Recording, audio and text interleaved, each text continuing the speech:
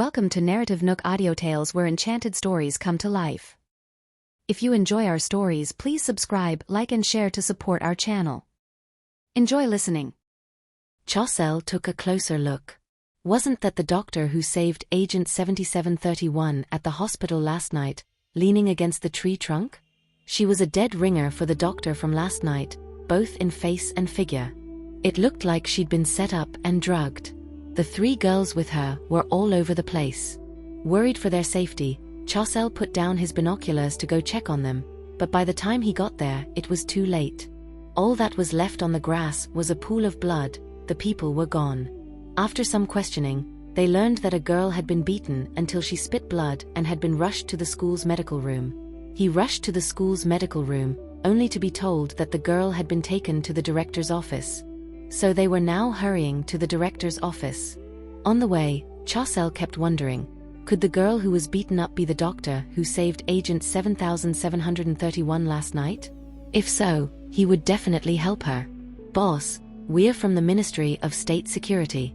We can't disclose our identities. If something really happened to that girl, what identity are you planning to use to help her? The principal is not here today. And no one in the school knows us. They probably won't listen to us. Being an eyewitness is enough. Just as Chaucel reached the door of the director's office, he heard a girl's voice from inside.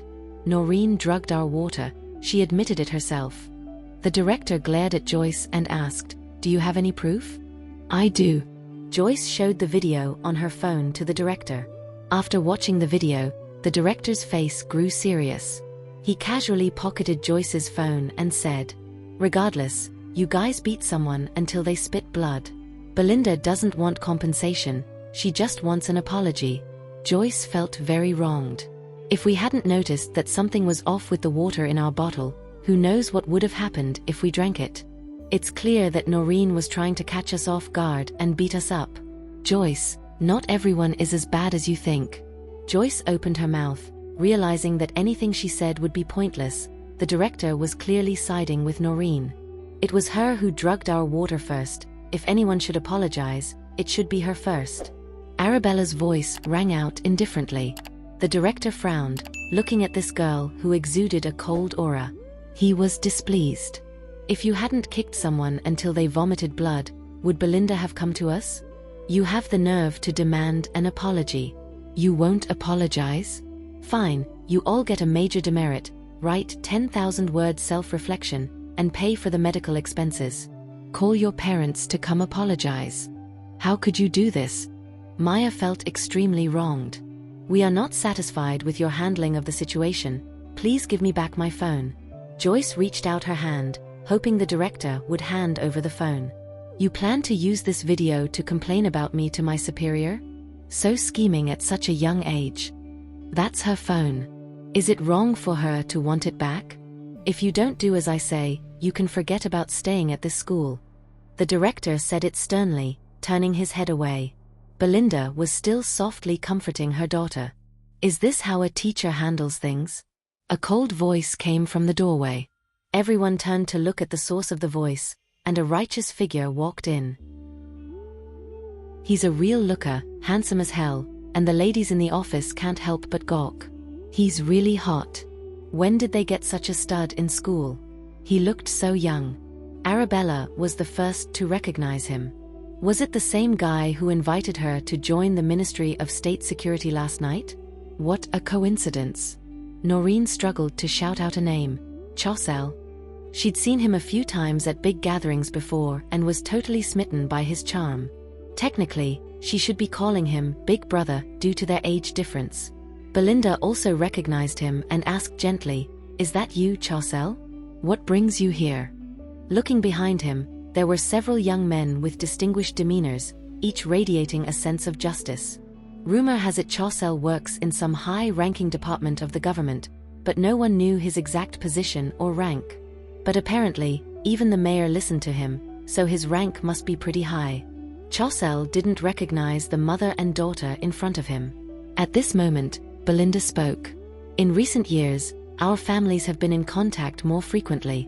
Chaucel quickly clarified, "I've been away from home a lot these years, so I'm not quite familiar with what's been going on." I came today because of the incident with Ms. Noreen. Hearing this, Noreen's friends grew even more excited. Another helper had arrived. Let's see what Arabella can do now. Knowing that Chaucel was standing up for her daughter, Belinda was over the moon. Could it be that Chaucel had taken a liking to her precious girl? This was fantastic.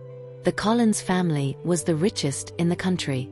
Even the flowers in their garden are worth tens of thousands of dollars each. Seeing Belinda so happy, the director knew this man was not ordinary. Was he here to help Noreen? So he turned to Arabella and said, "Aren't you going to apologize?" Arabella smirked. "You're asking the wrong person. They should be the ones apologizing." "Fine. Stubborn." The director asked the others to wait a bit while he went to the counselor's office next door to get student files. He called the parents of Arabella, Joyce, and Maya but didn't call Kelly's parents. After making the calls, he came back with a smug look on his face. "Belinda, their parents are on their way. They'll apologize to you and Ms. Noreen in person." Belinda was all smiles and wanted to sit down and have a good chat with Chaucel. Chaucel, however, remained standing, somewhat unhappy with the director's approach. "Director, Belinda, as far as I know, it was Ms. Noreen who started it. If she hadn't drugged someone's water bottle and then ganged up on them, there wouldn't have been a fight." Belinda's face changed. Was Chaucel here to defend Arabella? Did they know each other? At this point, Noreen was taken aback. A name suddenly flashed through her mind: Arabella Collins. Could Arabella and Chaucel be from the same family? Were they siblings? She instinctively grabbed her mother's hand, but Belinda didn't understand where her fear was coming from. Out of instinct, Belinda asked, "What do you mean, Chaucel?" "Drugging a classmate's drink. Do you really think Ms. Noreen shouldn't be the first to apologize for such a despicable act, Belinda? Just listen to the way he's defending her."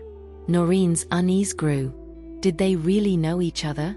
But Arabella's face didn't give anything away as to whether she knew Chaucel or not. Then a slender figure walked into the office. "It's quite the party in here, huh?" Everyone turned at the sound of the voice. It was Romeo. Both Joyce and Maya knew that Romeo was Arabella's fiancé and breathed a sigh of relief. It was clear as day that Romeo had come to stand up for Arabella. But Belinda was in the dark about this. She thought Romeo was here because of the incident. Their families were always on good terms, and her father-in-law had saved Romeo's father years ago. So it made sense that Romeo would step in when he heard that Noreen was being bullied. With this in mind, Belinda stood up immediately and addressed him in an unusually friendly manner. "Romeo, what brings you here? I heard someone's been picking on my people." Everyone was shocked at his words. Belinda was both shocked and thrilled. It sounded like Romeo had taken a liking to her precious daughter and was here to defend her. Noreen also figured that Arabella couldn't possibly know a big shot like Romeo. So she blushed and lowered her head, as if to say, "Don't make such a fuss." The director, surprised to see Romeo, rushed forward to bow deeply, saying, "Mr. Macmillan, I'm truly sorry that this trivial matter has brought you here. It's all her fault. She kicked Ms. Noreen, causing her to vomit blood. Did you hurt your foot?" Romeo pulled Arabella into his arms and asked, "Did you twist your foot kicking someone so fat? Let others deal with things like this next time, don't hurt yourself." Everyone was dumbstruck. Did he pull the wrong person? Just listen to his doting tone. The director was also stunned for a moment before he stammered, "Mr. Macmillan, Ms. Noreen is over here." By this time, Noreen looked like she could stuff 2 eggs in her mouth. Her eyes seemed to say, was he sure he didn't grab the wrong person? She was right here. "Do you think I'd mistake my own fiancé?" Romeo raised his eyelids and put pressure on the director. "President Barton promised me personally that they'd take care of my fiancé. Is this how you do it?" Fiancé. Arabella was Romeo's fiancé. Everyone in the office was dumbfounded, except for Maya and her gang. Wasn't Romeo's fiancée Serena? How did it become Arabella, a relatively unknown figure? Chaucel's entire body was burning with anger. What was Romeo talking about? Everyone knew that the Macmillan family and the Collins family were engaged, and he and Serena were definitely going to get married. But now he was publicly declaring that Arabella was his fiancée. What about Serena? Where was he putting Serena? Did he know that Serena was a fake heiress and decided not to marry her? What was Serena's reaction? Did she agree? Chassel's subordinates were also shocked. Oh my God, what's going on? The minister is still here, and the future brother-in-law is having an affair. At that moment, an urgent voice reached everyone's ears. Who's bullying who? Everyone turned again, and it was Louisa. She was the wife of the country's richest man. Kenneth Collins, her husband, was with her. The two of them had obviously walked briskly to get here and were a little out of breath. Seeing that even Louisa had arrived, Belinda was completely confused and asked instinctively, "Mrs. Collins, what brings you here?" "I heard my daughter is being bullied." "Who did it?" Louisa scanned the room and suddenly noticed her son. "What are you doing here?" Romeo just noticed Chassel in the corner. The place was packed when he first walked in, so he didn't have the chance to take a good look around. He had heard that Chassel worked at the Ministry of State Security and held a high-ranking position, so he rarely had time to go home. So, was he here for Arabella? Chassel shot Romeo a somewhat disgruntled look, but he first responded to his parents' questions. "I'm just here to bear witness. What brings you guys here?"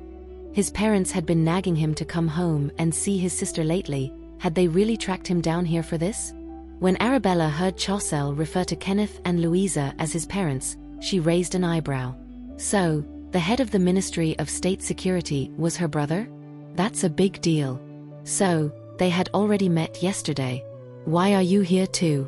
Did you hear your sister was being bullied and decided to come help? After asking Chassel, Louisa suddenly remembered something and turned to Arabella. "Arabella, you're not hurt, are you? That's the most important thing." Everyone in the office was stunned. Arabella was Kenneth and Louisa's daughter? When did they have a daughter? They had never heard any news of this. Chassel turned to Arabella, who was not far away. Was this girl his sister? His own sister? He had thought earlier that if Romeo didn't choose Serena, he would at least pick his own sister, Arabella. But it turned out that this girl was Arabella. They had already met yesterday. He even invited her to join the Ministry of State Security. Belinda and Noreen were so scared that their legs were shaking, they could barely stand. Noreen's friends were also sweating bullets. They had no idea Arabella had such a powerful background. Belinda hadn't fully come to her senses yet. She pulled a stiff smile, holding on to the last bit of hope, and asked, "Mrs. Collins, you just said this girl is?" "My daughter, Arabella." Belinda almost fainted. Noreen hadn't mentioned on the phone that the girl who had bullied her was Kenneth and Louisa's daughter Arabella. They're screwed. Totally screwed. Not only was Chassel there, but the Collins couple and even Romeo had come to help Arabella. Her stupid daughter was about to ruin the future of the Winters family today. The Winters family was done for. With that thought, Belinda raised her hand and slapped her daughter hard. A crisp sound echoed throughout the office, and everyone turned to look at Noreen. Noreen looked at her mother in disbelief. Her mother had always spoiled her and never had the heart to scold her. "You dumbass." Yes, Arabella is pretty, but even if you want to take close-up photos of her to show your plastic surgeon, you can't drug her drink. Look at the mess you've made. Noreen's eyes widened. Plastic surgery? To look like Arabella? She couldn't believe her mother was pulling this kind of lie. She really was her mother's daughter. "Bella just hurt you and she's showing you mercy, man." She could have gone for the kill, but she held back. After Belinda finished scolding, she put on a smile, turning to Louisa and saying, "Mrs. Collins, I'm really sorry. All this mess is my daughter's fault. I apologize." Belinda bent over in apology, showing a sincere attitude. "I didn't raise my kid right, I share the blame. I hope you and Mr. Collins can find it in your hearts to give us another chance." So this is how the Winters family handles things?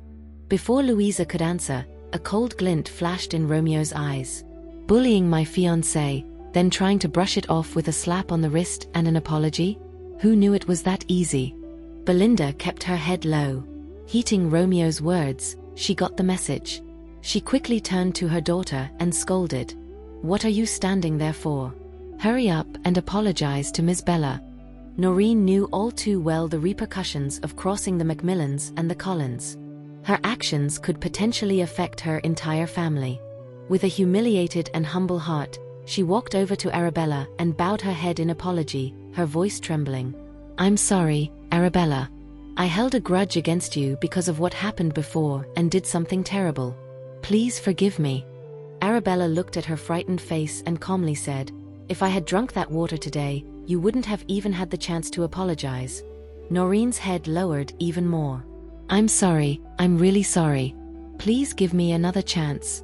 Opportunities only come once. Sometimes, once you miss them, they're gone forever." She wasn't a saint.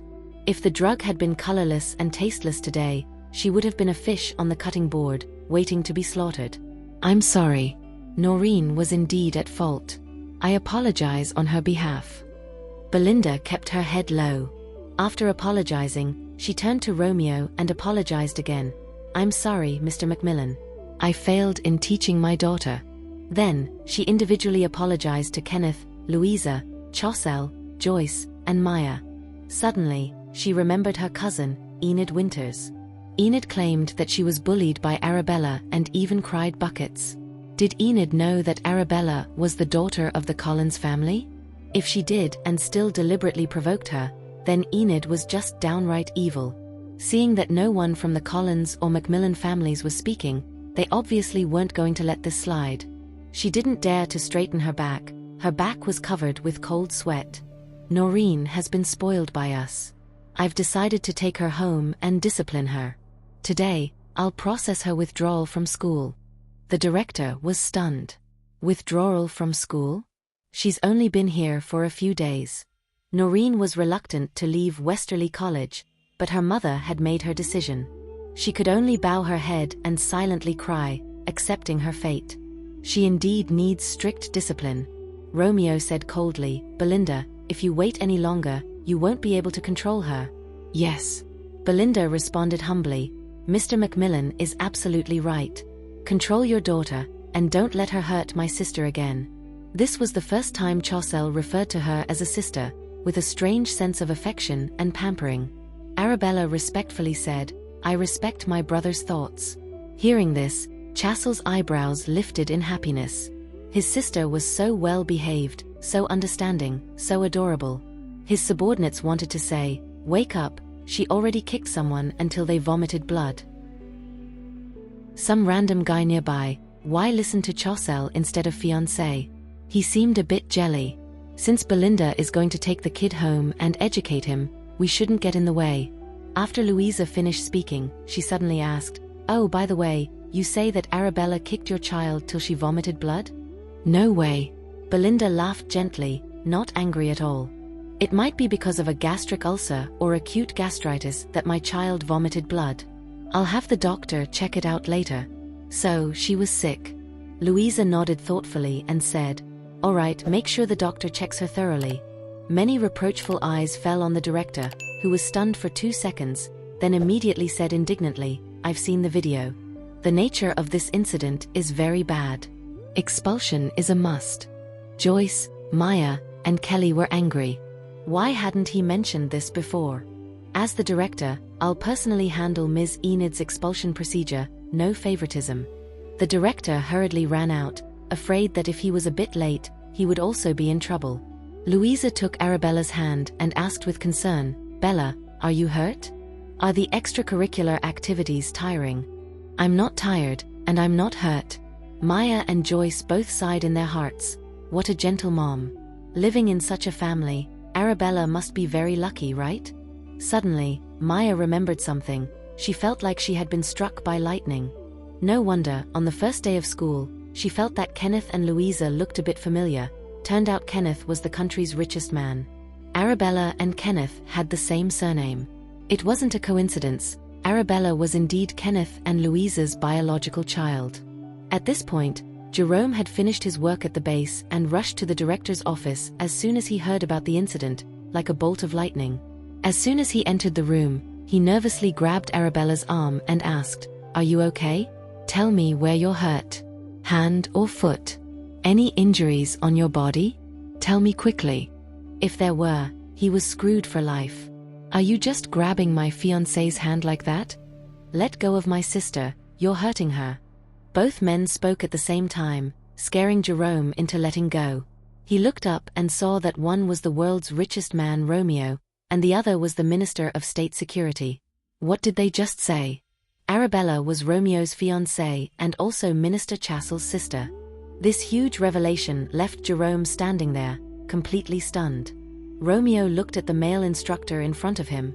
They were about the same age. Was he trying to pursue his fiancée? Arabella was in trouble, and this instructor was worried? Thinking this, Romeo coldly asked, "Which team are you from?" Chassel also stepped forward with a tough attitude, asking, "Which regiment are you from?" Romeo and Chassel asked in unison, "What's your name?" Faced with the simultaneous interrogation of the two men, Jerome was completely panicked. He had never experienced such a scene. He couldn't help thinking, just how powerful was Arabella's network of connections, and why hasn't anyone come to rescue him, the poor instructor, yet? He didn't want to be an instructor anymore, it was too scary. He looked at Arabella, hoping she could help. Romeo immediately asked, "Isn't my fiancé beautiful? Did he even dare to look? Is my sister someone you can just stare at?"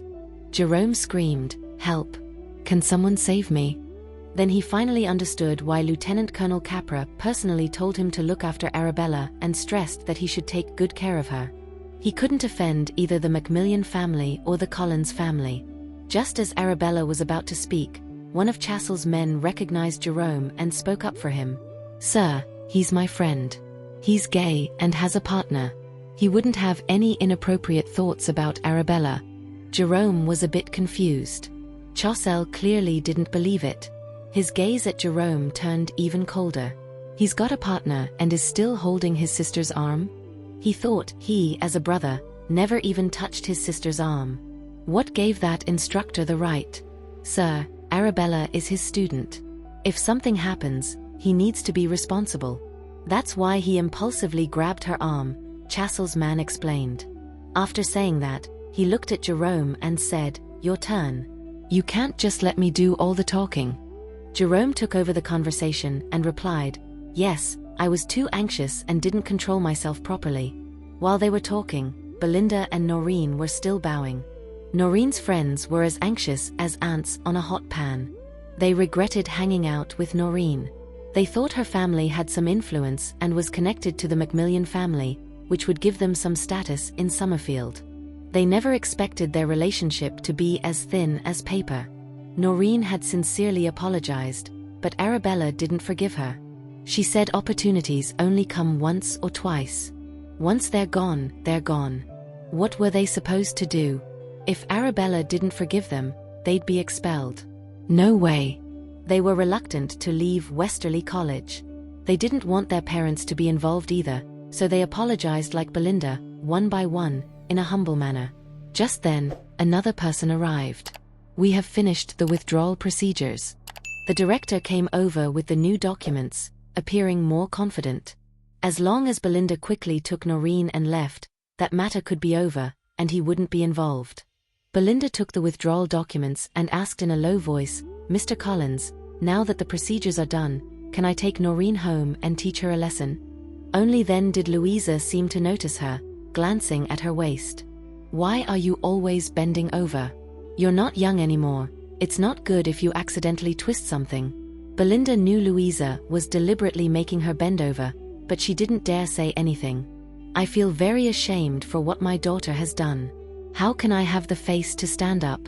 All right, since my daughter won't pursue this anymore, you can go home." Upon hearing that, Belinda quickly bowed to Arabella and apologized again before standing up straight and leaving with Noreen. At that point, Noreen's friends came forward to apologize to Arabella individually. Considering that Noreen was the one who drugged the drink, Arabella didn't make it hard for them. However, Kelly sternly warned them that if they dared to stir up trouble in the future, their fate would be worse than Noreen's. The girls hadn't seen such a spectacle before and nodded quickly, their faces full of gratitude. Kelly asked them to keep that a secret and not leak any information about that day. The girls hurriedly agreed. Oh my, they wouldn't dare talk about such an embarrassing incident. Kelly finally let them be. Revealing Bella's identity now could cause a lot of unnecessary trouble since it was still under wraps. Kelly and Bella had a lot to do and couldn't afford to blow their cover then. Of course, Bella agreed with that. The director remembered something, quickly pulled out a phone from his pocket, and handed it to Joyce. He laughed and said, "Joyce, I forgot to give this back to you earlier. I just stuffed it in my pocket." Joyce rolled her eyes and said, "I don't buy it." "Bella, you guys go ahead. I need to have a chat with the director." Louisa turned her gaze to the director. The director wanted to cry but had no choice but to personally entertain her and Kenneth, inviting them to sit down. Outside, Chaucel looked at his beautiful and elegant-looking sister and formally said, "Hi, I'm your brother, Chaucel. I'm glad you're back home." Joyce and Maya on the side overheard it. Back home? Bella just returned to the Collins family? The word on the street was that the Collins family only had one daughter, Serena. Could Bella have been the one they had just found? With that in mind, they felt sorry for Bella, who just returned home and must have gone through a lot in the past. Arabella, hearing the name Chaucel, had a few question marks popping up in her head. Was that name for real? It sounded so casual. He seemed to sense something and laughed as he explained, "After my parents had their first kid, they were hoping for a girl next. But when they saw me, they didn't even feel like coming up with a name, so they picked something random." Everyone else felt kind of sorry for him, but also wanted to laugh.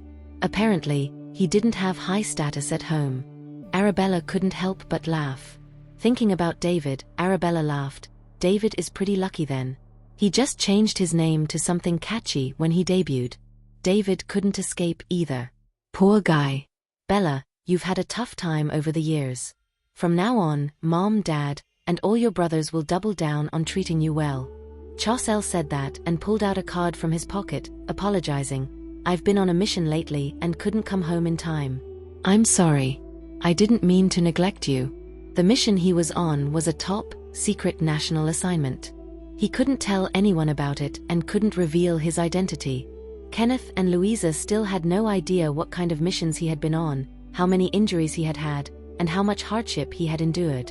The danger involved was also unimaginable to others. Chaucel said, "I just returned to the country last night and haven't had time to go shopping yet. This is my card, buy whatever you want." Arabella thought, another card? Is this the way her family shows their love, by handing out cards and money? "Thanks, bro. I appreciate the gesture, but I don't need the card." Arabella didn't take it. Arabella knew very well how dangerous his job was and how much caution was needed. She guessed the money on the card might be hard-earned. "You must accept it. If you don't, it means you don't see me as your brother." Chaucel really wanted her to accept, but when Arabella didn't make a move, Chaucel couldn't help but say, "You still see me as a stranger?"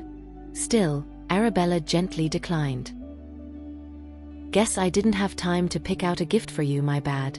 Did the card make you think I wasn't sincere enough?"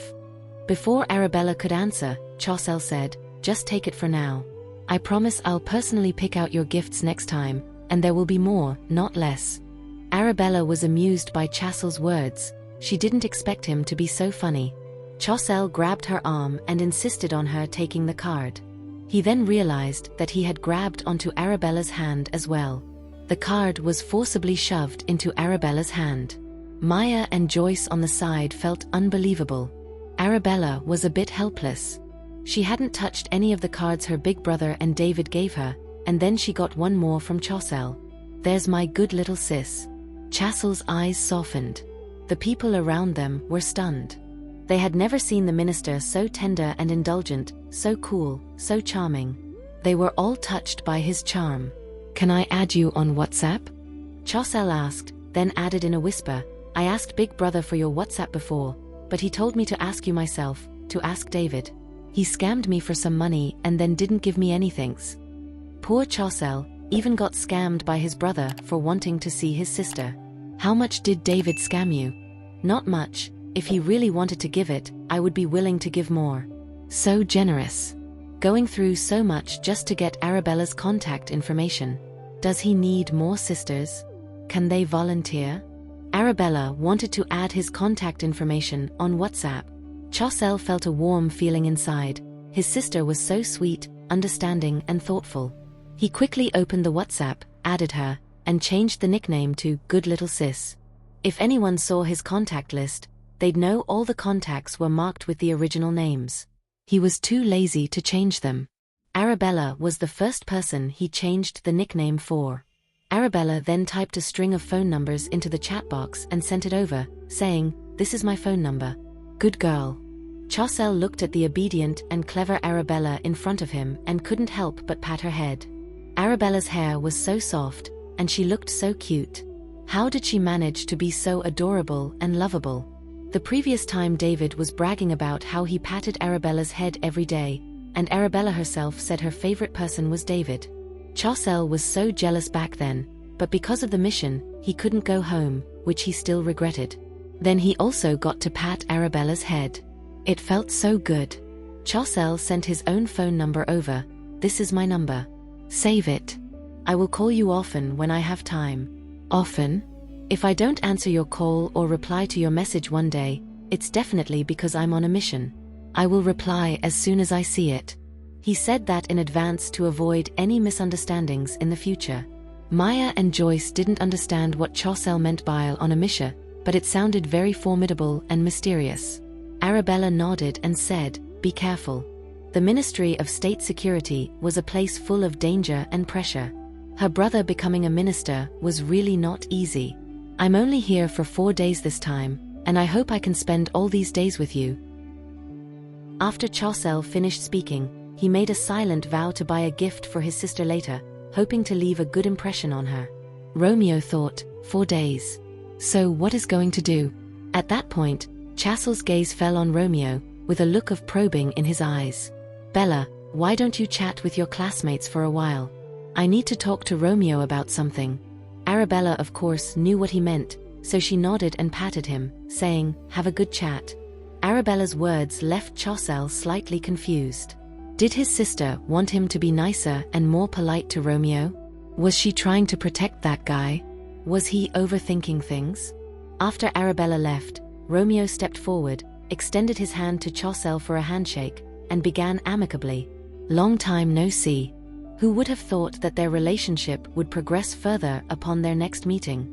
Did Bella agree to your relationship, or did you force her through a marriage contract?" Chaucel asked as soon as he started, from the position of an elder brother. Romeo answered truthfully, "I fell in love at first sight." He hadn't forced her, nor had he formally pursued her. Indeed, he owed Bella a serious courtship. He briefly mentioned the incident of Bella saving Philip Macmillan. Chaucel had no idea that his sister's medical skills were so superb. Not only did she cure Grandpa Philip, but she could even cure Grandma Shirley, who had become a vegetable. He only knew that his sister had been found, but he had no idea about her incredible skills. It seemed that his sister must have gone through a lot of hardships to acquire such superb medical skills. His eyes grew darker instantly. Chaucel said, "Don't be overly intimate with Bella in front of others since your marriage hasn't been settled yet." Romeo naturally understood Chaucel's meaning. If he couldn't end up with Bella, his current intimacy could harm Bella's reputation and life. Romeo made a promise, "Don't worry, in this lifetime, I will only marry Bella." The dude was that determined? Chaucel looked at him. With his status and identity, he had so many choices. Could he really promise to marry only Arabella in his lifetime? It wasn't that Chaucel lacked confidence in his sister or thought she wasn't good enough for Romeo. He was just worried about her investing too much in the relationship. Romeo always had to consider Arabella, not just get overly intimate because of his infatuation at that time. "Bella can affect my emotions. She is very important to me. Sometimes I wish she could grow up sooner and graduate sooner, so I can give her a grand wedding letting everyone know she's my wife, Romeo's wife.